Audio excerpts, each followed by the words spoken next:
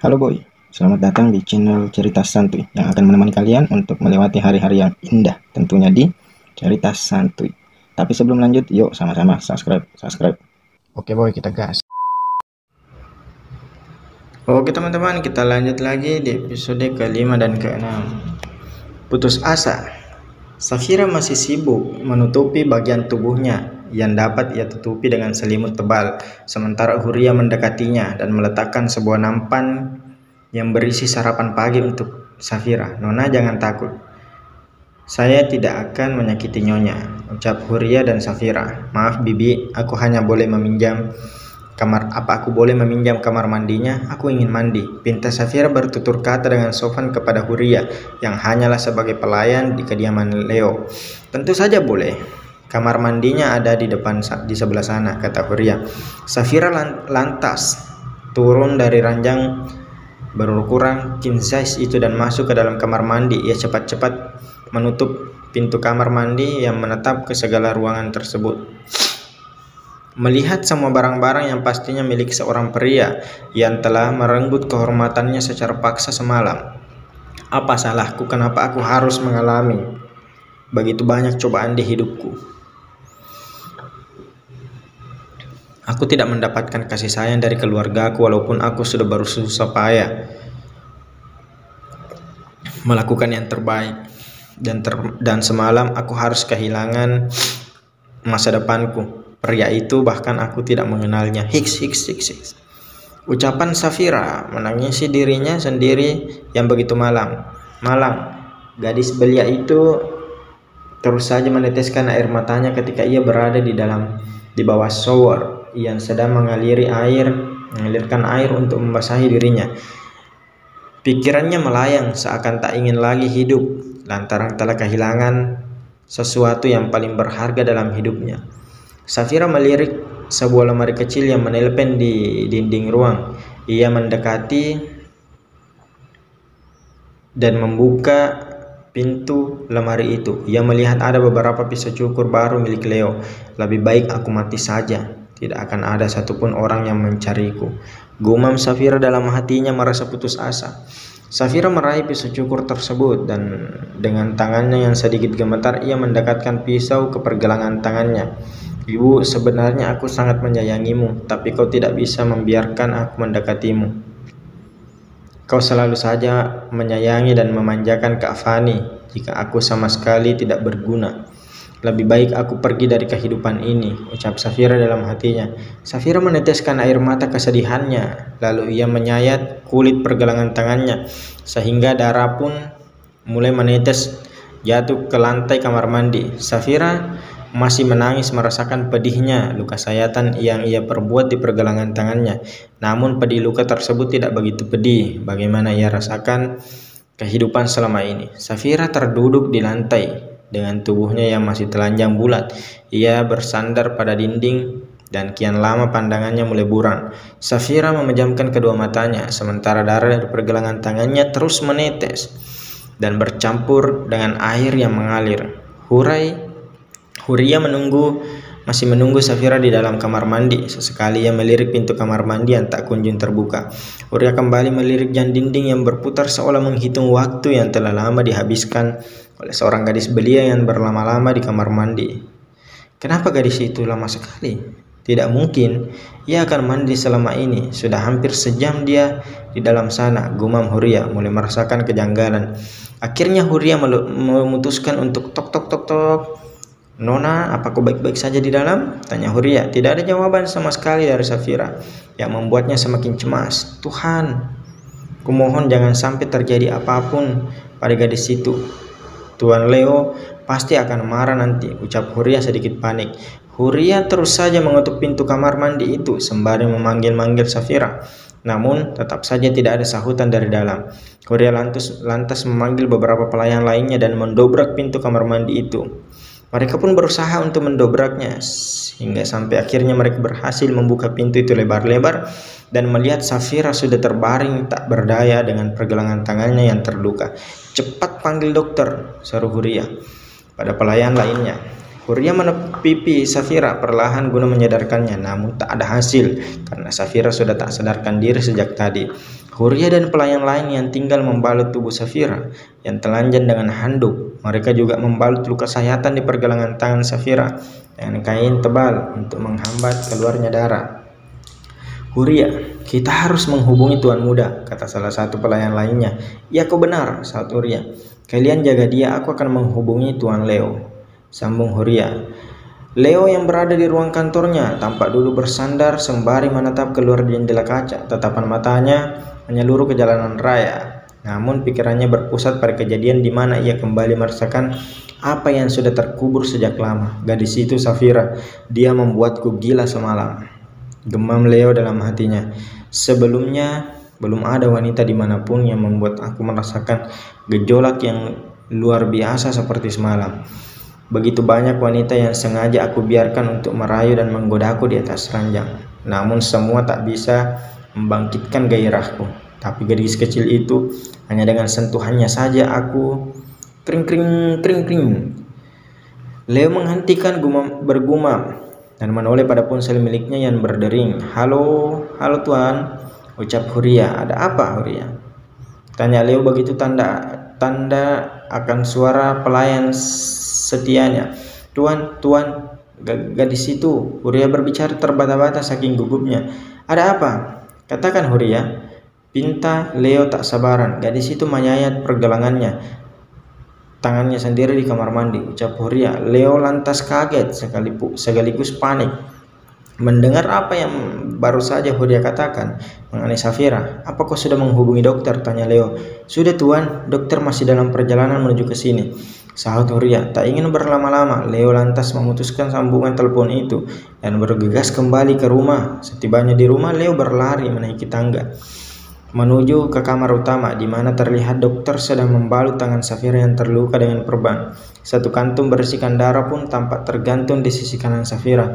Namun saat itu Leo melihat kedua mata Safira masih tertutup rapat. Ini resep dokter yang harus diminum pasien, ucap dokter pada Huria sembari memberikan seracik kertas padanya. Setelah selesai membalut luka yang di pergelangan tangan Safira, baik dokter, sahut Safira. Dokter, bagaimana keadaannya? Tanya Leo. Tuan tidak perlu khawatir. Syukurlah luka sayatan di pergelangan tangannya tidak terlalu dalam dan tidak mengenai urat nadinya. Dia pingsan karena tubuhnya banyak kehilangan darah. Tapi saya sudah memberikan transfusi darah untuknya.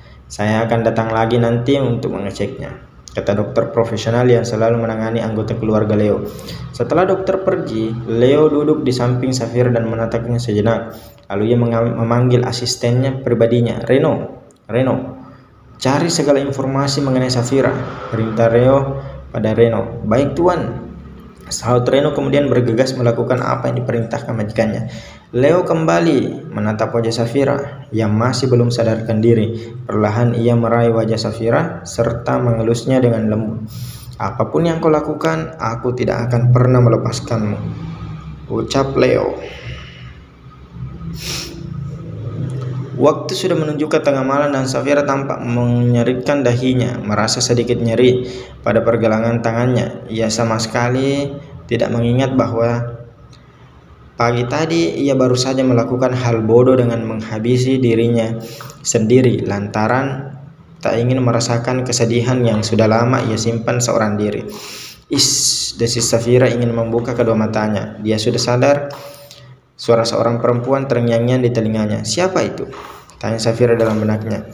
Safira lantas membuka kedua matanya perlahan. Samar-samar ia melihat seorang wanita mengenakan pakaian pelayan berlari keluar pintu kamar. Safira melihat ke sisi kirinya dan begitu jelas tampak sebuah tiang untuk tergantung sekantung darah yang mengalir ke tubuhnya. Darah. Gumam Safira masih belum mengingat apa yang terjadi padanya tadi pagi. Lantas Safira melirik pada pergelangan tangannya yang diperban. Semua ingatan tadi pagi yang terjadi padanya langsung mencuat di dalam otaknya. Kesalnya kenapa aku tidak mati, ucap Safira dalam hati merasa kesal. Safira memejamkan kembali matanya. Lalu matanya kembali terbuka. Di saat itu mendengar suara pintu kamar yang terbuka. Sosok pria yang merenggut kehormatannya terlihat melangkah menghampiri dirinya yang masih terbaring lemah. Akhirnya kau sadar, ucap Leo saling bertatapan dengan Safira. Kemudian Leo duduk di samping Safira dan mencengkram wajahnya dengan kuat. Tuan. Suara Safira bahkan masih terdengar begitu lirih. Kau pikir kau bisa mati secepat itu, ha? Ucap Leo mencengkram sekuat wajah Safira sembari melotot kesal padanya. Tanpa izin dariku, kau tidak akan bisa pergi kemanapun, bahkan ke neraka sekalipun. Jadi jangan pernah sekalipun kau mengulangi apa yang kau perbuat tadi pagi. Jika kau menginginkan kematian, maka akulah yang akan membunuhmu dengan kedua tanganku karena aku adalah milikmu. Ucap Leo lalu melepaskan cengkeramannya dengan kasar. Aku tidak mengenalmu. Bagaimana bisa kau melakukan ini padaku, Tuan? Apa salahku? Tanya Safira dengan linangan air mata saat menatap Leo. Kesalahanmu adalah karena kau telah membangkitkan gairahku yang terkubur selama bertahun-tahun, sahut Leo yang membuat Safira sama sekali tidak mengerti maksud dari ucapannya. Kau memperkosaku, ucap Safira menuduh Leo. Aku memperkosamu, ha? Apa kau lupa, semalam aku sudah mengeluarkan uang yang cukup banyak untuk membiayai operasi serta pengobatan ibumu selama di rumah sakit. Semua uang yang aku keluarkan semalam sepadan dengan apa yang aku ambil darimu, sahut Leo. Safira kembali teringat pada ibunya yang sedang terbaring di rumah sakit setelah menjalani operasi. Tiba-tiba Safira berusaha untuk bangkit dari ranjang itu. Bahkan ia sempat mencabut selang mentransferkan darah ke tubuhnya. Apa yang kau lakukan? Teriak Leo kaget melihat Safira bergegas turun dari ranjang. Safira tak mengubris teriakan Leo padanya. Ia terus saja berjalan dengan langkah yang menggontai. Bruk, Safira terhuyung lalu jatuh duduk di lantai. Leo segera menghampirinya dan menopang tubuhnya yang begitu lemah. Kau begitu keras kepala. Gerutu Leo terlihat kesal pada Safira. Leo lantas menggendong Safira dan membaringkannya kembali ke atas tempat tidur. Aku ingin melihat ibuku, ucap Safira dengan suaranya yang terdengar begitu lirih dan lemah. Pikirkan dirimu sendiri, kau bisa mati, katakan Leo. Itu lebih baik daripada aku hidup tanpa kasih sayang, sahut Safira. Leo terperanjat sambil menatap mata Safira yang sayu. Ada masalah lain yang membuat gadis ini mengakhiri hidupnya, ucap Leo dalam hatinya.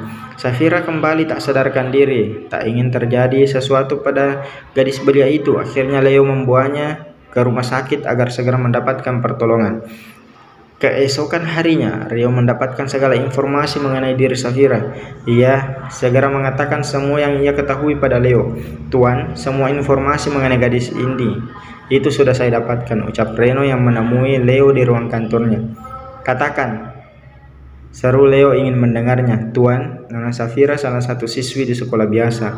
Ia mengambil kerja paruh waktu untuk membantu perekonomian keluarganya, kata Leo. Ada hal lain yang mengejutkan, Tuan, kata Reno lagi. Apa itu? Tanya Leo.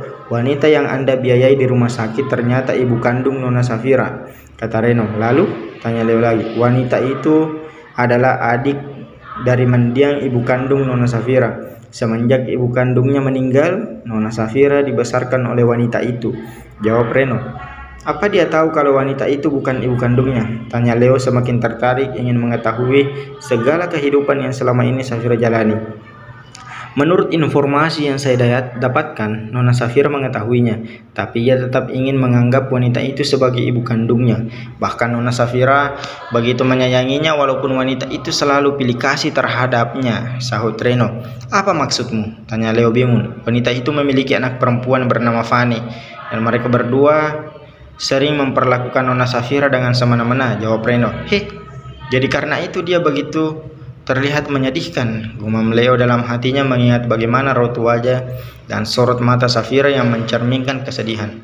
Ceklek, pintu terbuka. Leo dan Reno sontak menoleh ke arah pintu. Leo, putraku, seru Mio datang bersama suaminya, Gustav. Leo auto tepuk jidat sementara Reno tampak tersenyum tipis lantaran mengetahui apa yang akan terjadi pada majikannya tersebut. Selamat datang Tuan, Nyonya, ucap Reno pada Gustav dan Mia. Hei Reno, kapan kau akan menghabiskan waktu bersama wanita? Apa kau ingin terus melajang dan menemani majikanmu? ucap Gustaf yang memiliki selera humor tinggi. Reno hanya tersenyum kaku mendengar setiap kalimat yang dilontarkan majikannya tersebut. Reno, sekali-kali kau ambil cuti dan bersenang-senang bersama wanita. Siapa tahu kau mau menemukan wanita yang cocok untukmu dan kau akan menyusul majikanmu menikah. Sambung Mia. Iya benar sayangku, seru Gustaf merangkul mesra istrinya. Leo kembali mencerna perkataan ibunya barusan. Siapa yang akan menikah? Tanya Leo. Kau, seru Gustaf dan Mia sembari menunjukkan. Hah? Leo terperangah setelah mendengar bahwa dirinya akan segera menikah, padahal ia tak tahu siapa calon wanita yang dimaksud oleh kedua orang tuanya.